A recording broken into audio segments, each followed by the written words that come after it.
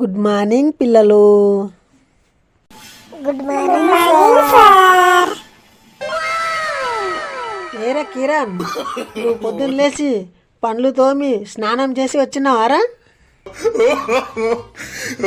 Sir నేను స్నానం చేసుకుని వచ్చిన సార్. లేదు సార్, వాడు పచ్చి అబద్ధం ఆడుతున్నాడు సార్. వాడు బాత్రూమ్ పోయి నీళ్ళు అయ్యాడు సార్.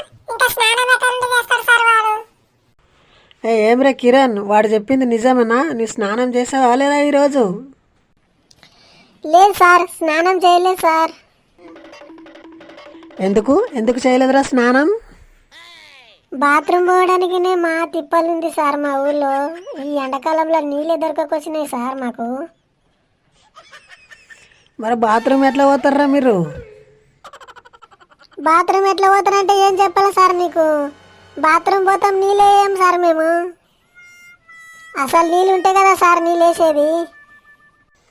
మరి ఎట్లా చేస్తారా? ఏరికి అట్లనే వస్తారా?